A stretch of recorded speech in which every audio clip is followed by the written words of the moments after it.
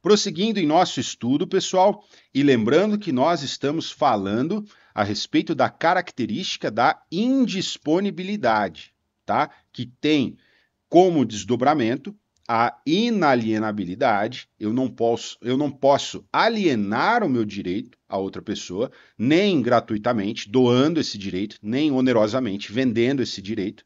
E eu não posso também renunciar a esse direito, eu não posso abrir mão dos meus direitos humanos.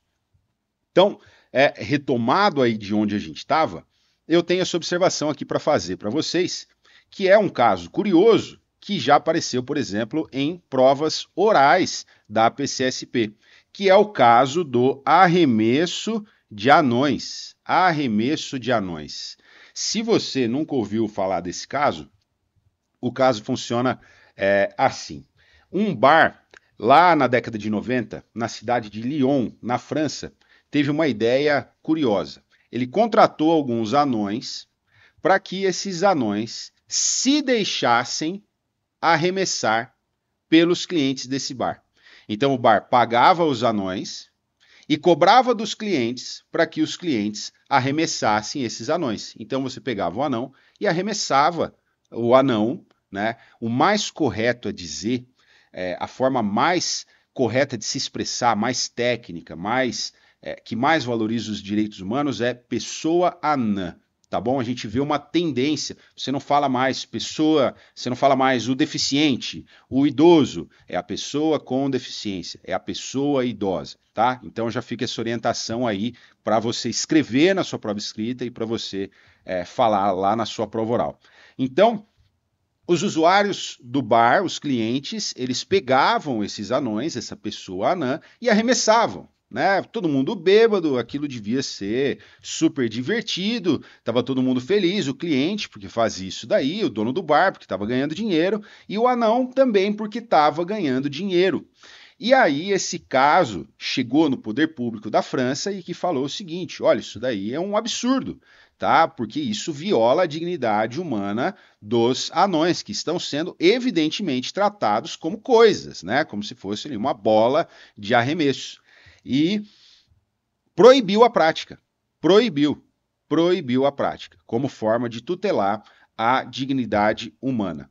Só que nem os próprios anões, nem as próprias pessoas anãs gostaram dessa proibição, porque falaram, olha só, era uma forma da gente ganhar dinheiro, não tinha nada demais, deixa que a gente seja arremessado. E a questão foi reavaliada e novamente foi confirmada a proibição.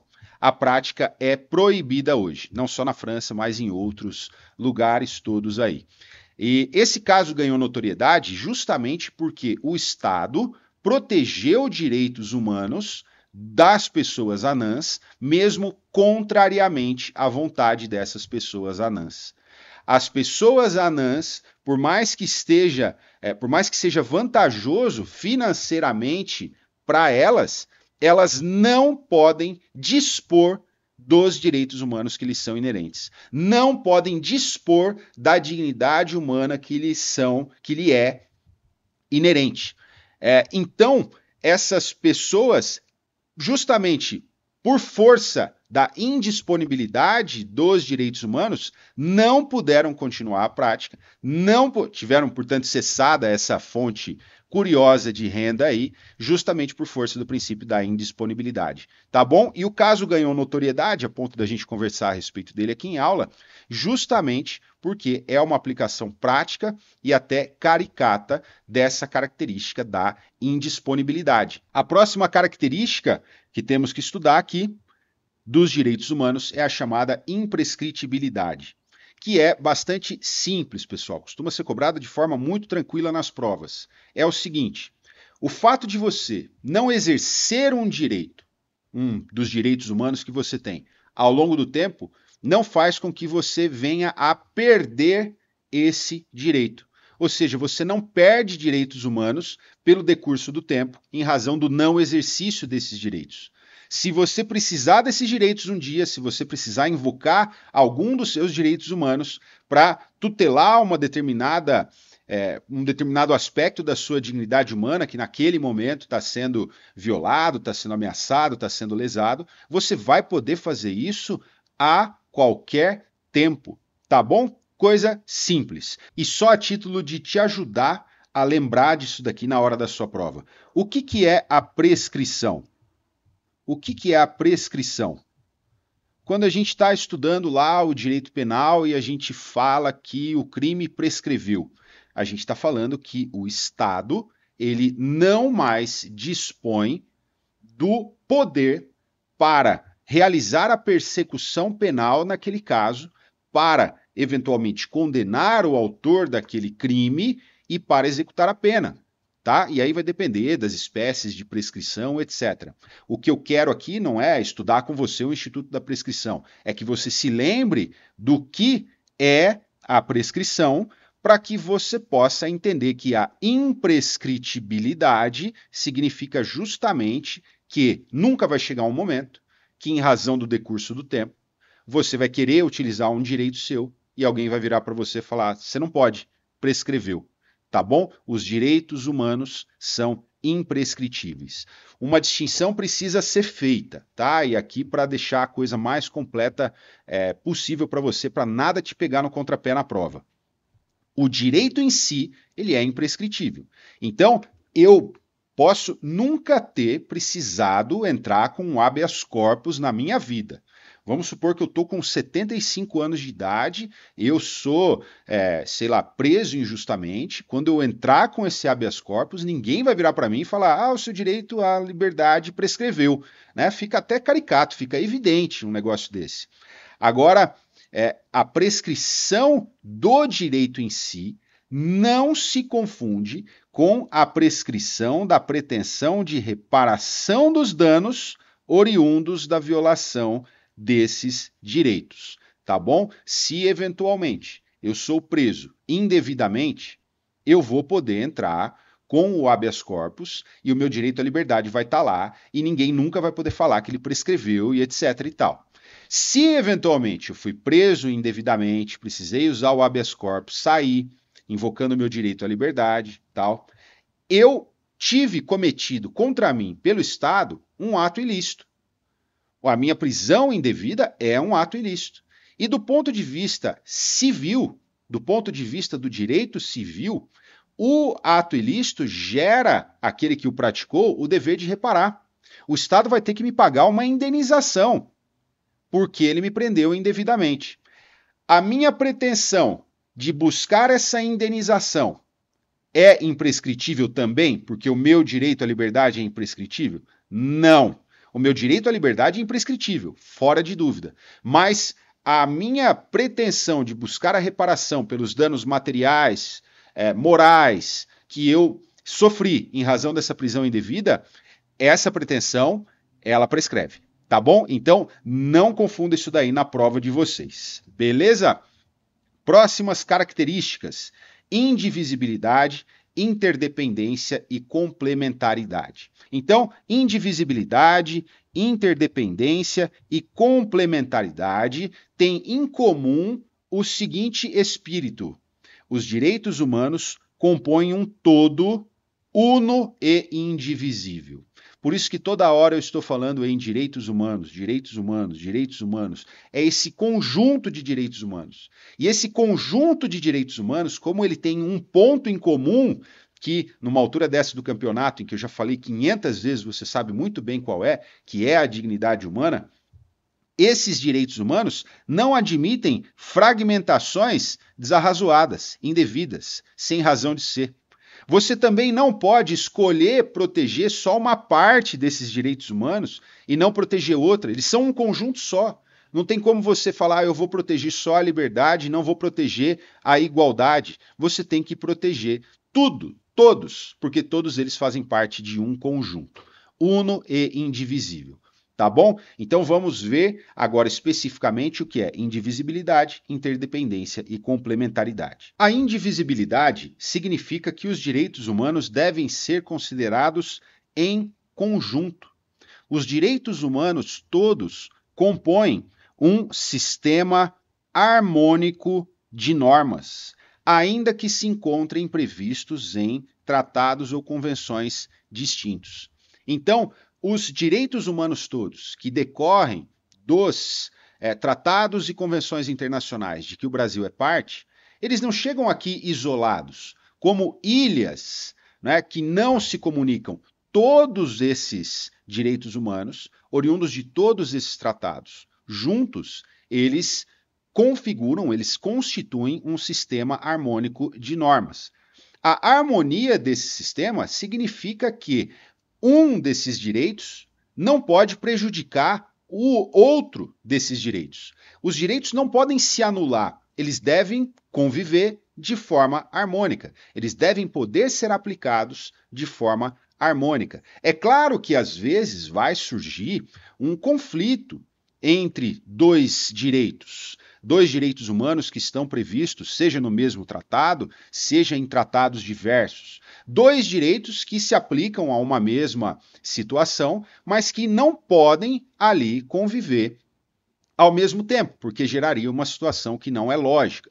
Nós temos, por exemplo, e eu vou deixar para explicar isso um pouco depois para vocês, mas só a título de exemplo, aquela questão de que os adeptos da religião Testemunhas de Jeová, em regra, e aqui, pessoal, eu faço parênteses, né, para falar, eu não sou adepto dessa religião, de modo que eu não conheço a doutrina, tá bom? Então, eu não estou falando da religião em si.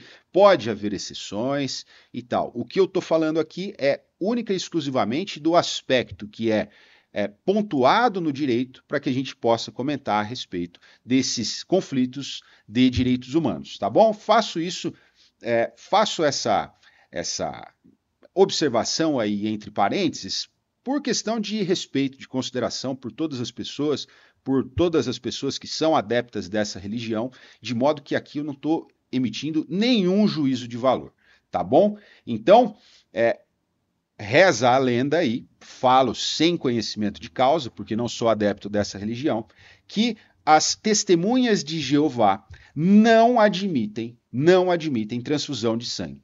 De modo que, em determinados casos, se a transfusão de sangue for necessária para salvar a vida da pessoa, a pessoa chega ao ponto de optar por não receber a transfusão de sangue, correndo um risco concreto de morrer. Nós temos aí, então, o direito à vida e o direito à liberdade religiosa, que estão conflitando.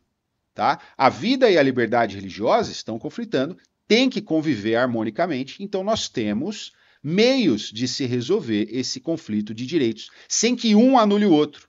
Sem que você vire e fale, bom, nessas circunstâncias aí, então de fato não dá para considerar que a vida está dentre os direitos humanos. Não dá para considerar que a liberdade religiosa está dentre os direitos humanos. Vida e liberdade religiosa são direitos humanos, não se anulam e quando surge o conflito entre eles, esse conflito tem que ser solucionado. Tá? Então, essa indivisibilidade, no sentido de que direitos humanos são um conjunto sistêmico, harmônico de normas, ela vem expressa, por exemplo, nesse comando aqui, lá da Convenção Americana de Direitos Humanos, que é o Pacto de São José da Costa Rica, e que expressamente proíbe que você interprete um dos termos dessa convenção, um dos artigos, um dos direitos previstos nessa convenção, como forma de prejudicar um outro direito. Tá? Lá no artigo 29, chamando isso de normas de interpretação, a Convenção Americana sobre Direitos Humanos prevê aí regras que têm íntima relação com a indivisibilidade dos direitos humanos, no sentido de que os direitos humanos devem compor um conjunto harmônico de direitos, logicamente. Então, olha lá, nenhuma disposição dessa convenção poderá ser interpretada no sentido de permitir a qualquer dos Estados partes, grupo ou pessoa suprimir o gozo e exercício dos direitos e liberdades reconhecidos na convenção, ou limitá-los em maior medida do que nela prevista. Você não pode usar a convenção contra a própria convenção. Você não pode interpretar normas dessa convenção de forma a limitar o gozo e exercício de qualquer direito ou liberdade que possam ser reconhecidos de acordo com a lei dos Estados partes. Você não pode usar a convenção para que ela viole direitos fundamentais, direitos que estão no ordenamento jurídico dos Estados partes, nem para excluir outros direitos e garantias, e nem para excluir ou limitar o efeito que possam produzir a Declaração Americana dos Direitos e Deveres do Homem. Ou seja, essa norma aqui, esse artigo 29 da Convenção Americana sobre Direitos Humanos, protege essa harmonia que deve haver entre as normas. Tá bom? Então esse é um sentido bem jurídico, percebe? Eu tratei os direitos humanos como norma o tempo todo, sistema harmônico de normas e tal. Mas aqui a palavra-chave é que deve haver harmonia entre os direitos humanos. Mas eu quero que você tenha aí com você também o seguinte, um outro conceito para a indivisibilidade. E esse conceito foi bastante trabalhado lá na metade do século passado, quando o pessoal estava discutindo se os direitos humanos que foram ali elencados na Declaração Universal sobre Direitos Humanos, o pessoal estava pensando em passar a prever aqueles direitos em um tratado ou convenção internacional. E aí surgiu a dúvida, será que a gente faz isso em um tratado só? Será que a gente faz isso em 2 tratados? Hoje a gente sabe que foram 2 tratados. Então a Declaração Universal sobre Direitos Humanos, como ela é uma declaração, o pessoal começou a falar, olha, essa declaração aí eu não vou seguir, porque ela é só uma declaração. Eu não me obriguei a seguir os termos dela. Então o pessoal resolveu isso da seguinte forma. Então vamos fazer um tratado internacional contendo os direitos da declaração, vamos fazer um tratado internacional prevendo todos os direitos que a gente conseguir elencar para que os estados possam assinar esse tratado, então eles vão ficar obrigados ao cumprimento desses tratados. E aí surgiu a dúvida, poxa, mas a gente tem direitos de primeira geração, direitos de segunda geração. Os direitos de primeira geração, liberdade, vida, igualdade perante a lei, propriedade. Os direitos de primeira geração são direitos que agradam o bloco capitalista. Lá no meio do século passado, e os 2 pactos são de 1966, a gente estava em plena Guerra Fria. Então a gente tinha um conflito entre o bloco capitalista, que é liberalista, e o bloco socialista, que não gosta da propriedade privada, que sustenta um intervencionismo estatal muito grande, ou seja, bem o contrário do liberalismo capitalista. E aí a gente tem esse impasse. Será que a gente prevê 2 tratados, um deles para os direitos de primeira geração ou dimensão, para agradar o bloco capitalista, e outro a gente prevê direitos econômicos, sociais e culturais para agradar o bloco socialista? Ou será que a gente não pode fazer isso? E quem falava, olha, vocês não podem dividir os direitos, falava justamente na indivisibilidade. Você não pode dividir esses direitos em 2 tratados porque os direitos todos são indivisíveis. Então essa questão de gerações de direitos, de dimensões de direitos, primeira, segunda, terceira e etc., essas gerações elas são puramente didáticas. Você não pode separar os direitos dessa forma, eles são indivisíveis. Então, com base na indivisibilidade, eles criticavam a elaboração de 2 tratados. Os direitos todos têm que constar de um tratado só, você não pode dividir eles de acordo com a geração em que eles se encontram, porque você acabaria enfraquecendo esse todo uno e indivisível.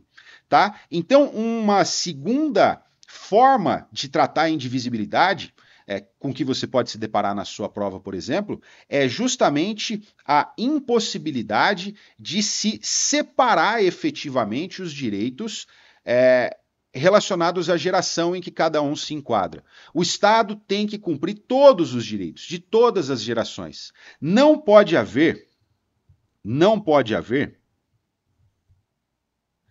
hierarquia entre os direitos de uma geração em relação aos direitos de outra geração ou das outras. Você não pode falar os direitos de primeira geração ou dimensão são mais importantes. O resto a gente cumpre essa ideia. Não é assim que os direitos humanos devem ser raciocinados, justamente em razão da característica da indivisibilidade. Beleza? Só recapitulando então, pessoal, porque eu sei que foi um bloco com muita informação, nós estamos estudando a indivisibilidade, interdependência e complementaridade, que juntos, de maneira geral, falam que os direitos humanos compõem um todo, um conjunto de direitos humanos, que é único, que é indivisível. E nós estudamos a primeira das características, que é a indivisibilidade. Então eu não posso separar os direitos humanos de modo que um anule o outro. Eles são parte de um sistema harmônico de normas. E o outro conceito, a outra compreensão a respeito da indivisibilidade, nos indica que não pode haver hierarquia entre as diferentes gerações ou dimensões de direitos humanos ou mesmo de direitos fundamentais. Tá bom? E a gente vai estudar, pessoal, direitinho essa questão das gerações ou dimensões. É uma classificação feita pelo professor Karel Vazak. A gente vai estudar ela em detalhes, tá bom? Mas aqui, para o estudo da indivisibilidade, basta isso que nós comentamos, tá? Se você ficou com alguma dúvida, por gentileza, coloca sua dúvida nos comentários aqui embaixo nessa aula e a gente se vê no próximo bloco para estudar a interdependência, a complementaridade e as outras características que ainda faltam aí. Valeu, pessoal!